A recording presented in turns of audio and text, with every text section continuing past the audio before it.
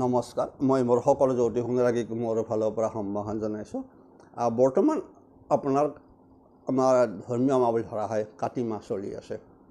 এইটো ধৰা হয় মা দুৰ্গাৰো মাহ, এইটো ধৰা হয় বিষ্ণুৰো। গতিকে এই সময়ত এটা খুব শুভ সংকেত কিছুমান বহন কৰি আনে কিছুমান জীৱ জন্তু, পশু পক্ষী।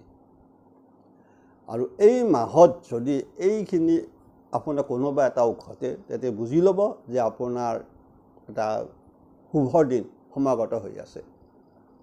হয়তো আপুনি মই বহুতে নাজানাৰ কাৰণে কিছুমান আমি কেতিয়াবা নকৰিবলগীয়া কাম কৰিব লগা হয়। তাৰ ফলত আমাৰ সৌভাগ্যৰ সলনি আমি দুৰ্ভাগ্যকে বহন কৰি থাকোঁ। সেয়েহে এই কাতি মাহত যদি কিছুমান জীৱ জন্তু আপোনাৰ ঘৰলৈ আহে তেতিয়াহ'লে আপুনি বুজি ল'ব যে আপোনাৰ দুৰ্ভাগ্য আঁতৰি সৌভাগ্য আগমন হোৱাৰ সম্ভাৱনা হৈছে।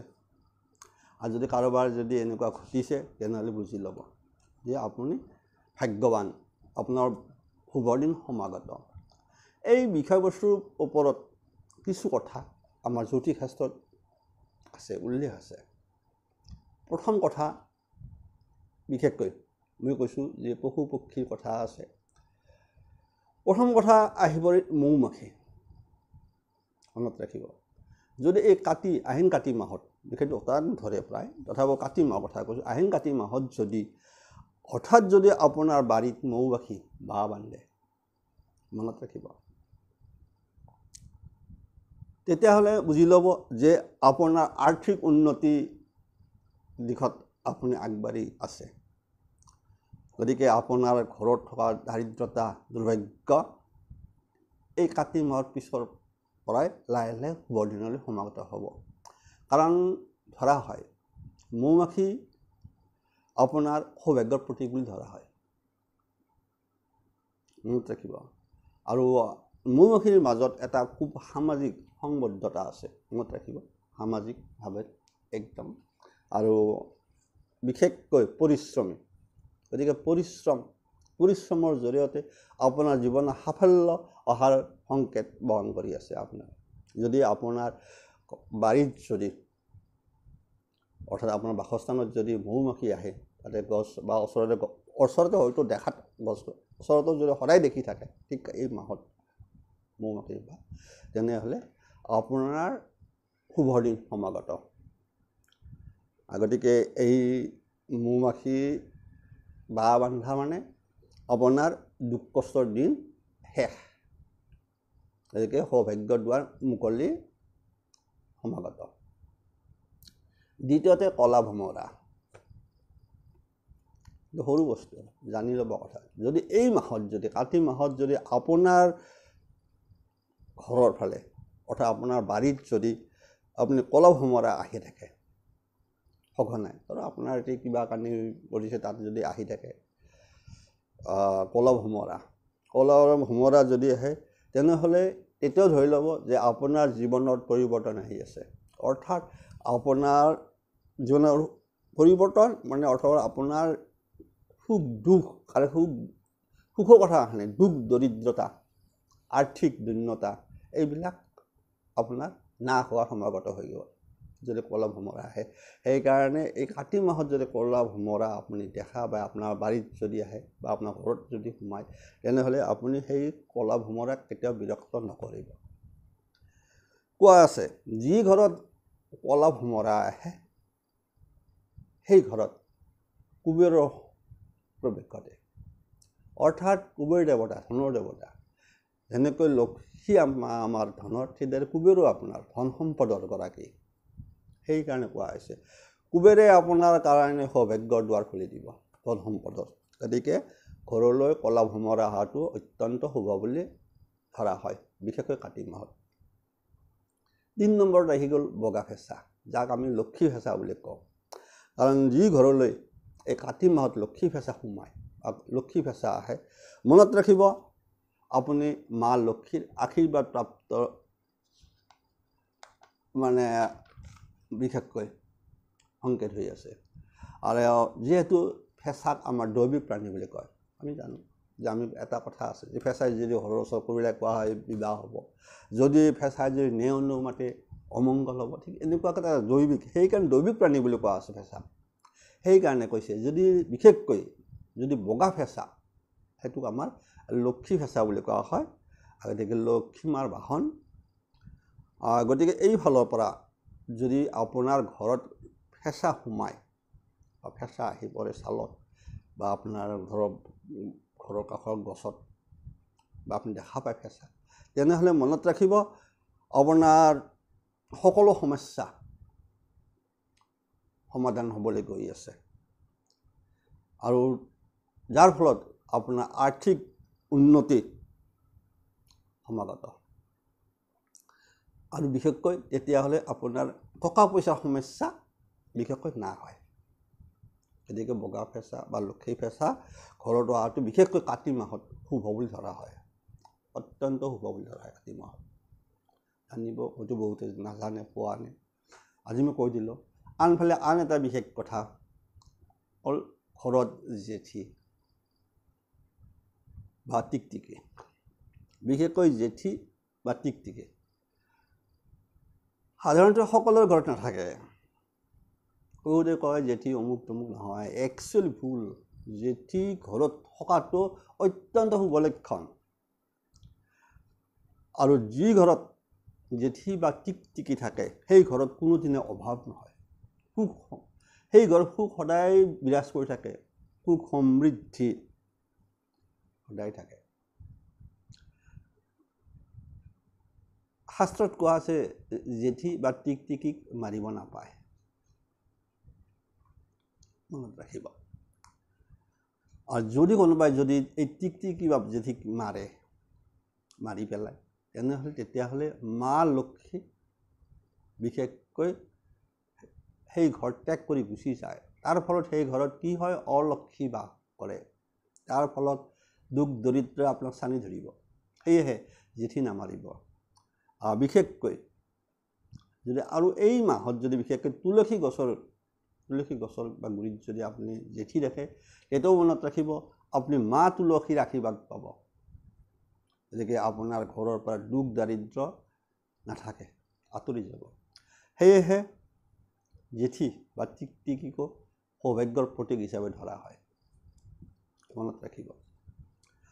আৰু বিশেষকৈ ঠিক সেইদৰে আৰু এটা কৈছোঁ, কুকুৰকো সৌভাগ্যৰ প্ৰতীক বুলি ধৰা হয়। বহুতে কয় যে অমুক কোনোবাই পাইছোঁ, কোনোবাই লগতে কোনোবাতে দিছে, গৰু পুৰাণৰ কথা উল্লেখ কৰি। তো জ্যোতিষ শাস্ত্ৰৰ মতে কুকুৰ আপোনাৰ বহু ক্ষেত্ৰত আমি কওঁ যে শনি দশা হওক, কিবা হওক, তাৰ বাহিৰৰ কথা হ'ল যদি এই কাতি মাহত যদি আপোনাৰ ঘৰলৈ কুকুৰ আহে,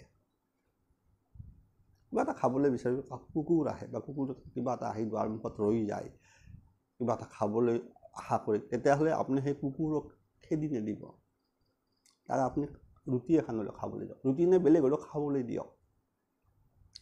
বিশেষকৈ সেই কুকুৰ যদি শান্তশিষ্ট ধৰণৰ হয়, মনত ৰাখিব আপোনাৰ বাবে অত্যন্ত শুভ সময় সমাগত। যিহেতু কুকুৰ হৈছে প্ৰভু ভক্ত, তাৰ লগত গৃহস্থৰ প্ৰতি ভক্তি, তাৰ ফলত আনফালে পৰিয়ালৰ নিৰাপত্তাৰ কাৰক হৈ থাকে, চাব শুদ্ধ। গতিকে কুকুৰ আহিলে সেই কুকুৰক আপুনি অশুভ ধৰি নল'ব, শুভ বুলি ধৰি ল'ব। আৰু যদি ঘৰত কুকুৰ থাকে, তেনেহ'লে অশুভ শক্তি প্ৰৱেশ কৰিব নোৱাৰে, আপোনাৰ বাউণ্ডাৰীত অশুভ শক্তিয়ে প্ৰৱেশ কৰিব নোৱাৰে। কাৰণ কোৱা আছে বিশেষকৈ কুকুৰে যিকোনো অশুভ শক্তি দেখা পায়, বিশ্বাস আমাৰ। সেয়েহে কুকুৰক খাবলৈ দিব।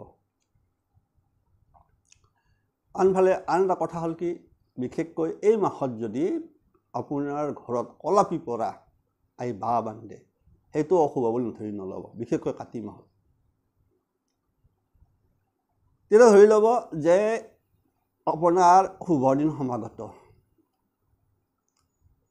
গতিকে কলা পিপৰাটো শুভ বুলি ধৰা হয়। আৰু আনফালে যদি কলা পিপৰাই মুখত যদি ডিম লৈ ফেলে যদি আপোনাৰ ওপৰলৈ উঠি যায়, তেতিয়াহ'লে সেই পৰিয়ালৰ আৰ্থিক উন্নতি সূচক হৈ থাকে, সংকেত হৈ থাকে। দেখাত সৰু কথা, কিন্তু তাতে ডাঙৰ কথা নুমাই আছে। সেইকাৰণে কাতি মাহত বিশেষকৈ কলা পিপৰাক আপোনালোকে কিবা এটা ইমান হৈছে পিপৰা মাৰি পেলাব নাপায়। কিন্তু কথা আছে, পিছৰ কথা। কিন্তু কাতি মাহত বিশেষকৈ এই মাহটোৱে হ'ল কোৱা আছে, এই মাহটোৱে হ'ল মা দুৰ্গাৰ মাহ, এই মাহটো শিৱৰ মাহ, এই মাহটো আছে বিষ্ণুৰ মাহ। গতিকে এই মাহটো অত্যন্ত শুভ বুলি ধৰা হয়।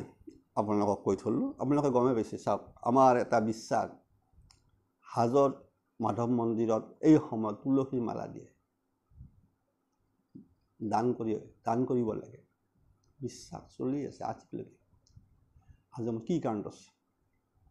বিষ্ণু তুলসী অতি প্ৰিয় বস্তু, কাৰণ বিষ্ণু পূজা তুলসী অবিহনে নহয়। আৰু এই মাহত যদি বিষ্ণু মূৰ্তিত যদি আপুনি তুলসী দান কৰে, তেনেহ'লে আপোনাৰ যিকোনো সমস্যা সমাধানৰ ৰাস্তা ওলাই যাব। সেয়েহে কৈছোঁ। গতিকে বিশেষকৈ এই মাহটোত যদি কলা পিপৰা সোমায়, তেনেহ'লে মনত ৰাখিব, তেনেহ'লে আপোনাৰ যদি সেনেকৈ ডিম লৈ যদি ঘৰত সোমোৱা বা ওপৰলৈ উঠি যোৱা দেখাই মনত ৰাখিব, আপোনাৰ আৰ্থিক দৈন্যতা আঁতৰি যোৱাৰ সংকেত হয়। ৰঙা পিপৰাটো নহয় দেই, কিন্তু কলা পিপৰাটোহে। আন এটা কথা কোৱা আছে, যদি এই মাহত যদি চাব, যদি সপোনত, এনেধৰণে বাস্তৱত নহয় আজিকালি, যে সপোনত যদি ভেকুলীয়ে মাতা শুনে, ভেকুলীয়ে তৰতৰাই শুনা চাই সপোনত দেখে আপুনি যথেষ্ট ভেকুলীয়ে মাতি আছে পানীত, অথবা আপুনি মাছ দেখিলে, যথেষ্ট মাছ দেখিছে পানীত সপোনত, মনত ৰাখিব আপোনাৰ সংকেত অত্যন্ত শুভ সংকেত হৈ আছে। গতিকে সৌভাগ্য দুৱাৰ লাহে আপোনাৰ কাৰণে মুকলি হৈ আছে। আৰু আপোনাৰ আৰ্থিক দৈন্যতা, আৰ্থিক কষ্ট এইবিলাক লাঘৱ হ'ব। কথা হ'ল, এই বিষয়ে এটা কোৱা আছে, এই সপোনটো কিন্তু কাকো ক'ব নালাগে। যদি আপুনি সপোনত যদি কাতি মাহত যদি এনেকুৱা সপোন দেখে ভেকুলীয়ে মাতে, ভেকুলী কেতিয়া মাতে? আপোনাৰ বহাগ জেঠ মাহত। সেই ভেকুলী যদি মাত আপুনি যদি কাতি মাহত শুনে সপোনত,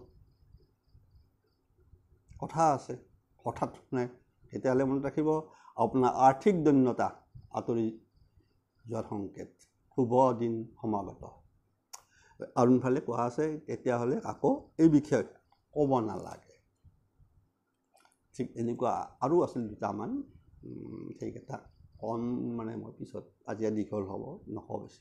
গতিকে মনত ৰাখিব, যদি কোনোবাই যদি যিকেইটা ক'লোঁ, এইকেইটা ঘটনা সন্মুখীন হৈছে, তেনেহ'লে আপুনি মনত ৰাখক, আপোনাৰ আৰ্থিক দৈন্যতা, আৰ্থিক কষ্ট, শাৰীৰিক কষ্ট, ৰোগ ব্যাধি যিবিলাকত চলি আছে, ভুগি আছে, এইবিলাক লাহে লাহে সমাগত, শেষ হোৱাৰ সমাগত।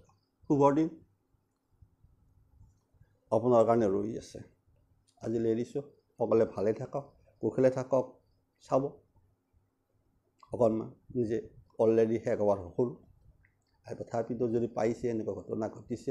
আনফালে আৰু এটা কথা আছে দেই, এই সময়ত যদি কোনোবা যদি গৰু যদি আহি যদি আপোনাৰ দুৱাৰমুখত আহি যায়, তাক খাবলৈ দিয়ক। কিবা যি আছে ঘৰত কিবা এটা খাব দিয়ক, ফলেই হওক বা কিবা, একো নাই, পানী দিয়ক। গৰু যদি আহে দুৱাৰমুখত ৰৈ যায়, আপোনাৰ ঘৰৰ ফালে চাই থাকে, তেতিয়াহ'লে মনত ৰাখিব, সেই গৰুটোকে খেদি নিদিব, তাক কিবা এটা খাব দিয়ক। একো নাই, আপুনি পানী অলপ দিয়ক, গতিকে পানী খাব বিচাৰিব, সেইটোও কিন্তু সৌভাগ্যৰ প্ৰতীক। গতিকে মনত ৰাখিব, এইকেইটা বিশেষকৈ আপোনাৰ মই কৈ থলোঁ, সৌভাগ্যৰ প্ৰতীক হৈ থাকে। এইকেইটা জীৱ জন্তু যদি কাতি মাহত বিশেষকৈ আপোনাৰ ঘৰ পদূলিত বা ঘৰত আহি যায়, তেতিয়াহ'লে অত্যন্ত শুভ দিন সংকেত হৈ থাকে সেইসকলৰ বাবে। যিসকলে আৰ্থিক কষ্টত ভুগি আছে, সেইবিলাক নাশ হৈ যাব। বেমাৰ আজাৰ ভুগি আছে, দেখিব আপোনাৰ বেমাৰ আজাৰ লাহে লাহে ভাল হ'ব। যিকোনো আৰু কিছুমান কথা আছে আৰু বিভিন্ন ৰৈ থকা কাম সমাপ্ত হোৱাৰ পথ সমাগত। আদিছোঁ ভালে থাকক, কুশলে থাকক। ঠিক এনেকুৱা ভিডিঅ' কিছুমান মাজে সময়ে পাই যাব, চাওকচোন মূলত। আৰু যদি এতিয়াও সময় আছে কেইদিনমান, গতিকে চাই লওক। যদি আপোনাৰ এইকেইদিনতো 6-7 দিনৰ ভিতৰতো যদি কিবা এনেকুৱা হয়, আপোনালোকে যদি কিবা এটা ভুল কৰিছোঁ যদিও এই ভুলটো নকৰি পেলাই এইখিনি কৰিব আৰু। এৰিছোঁ, সকলোৱে ভালে থাকক, সকলোৱে সুখত থাকক। আজিলৈ ইমানে।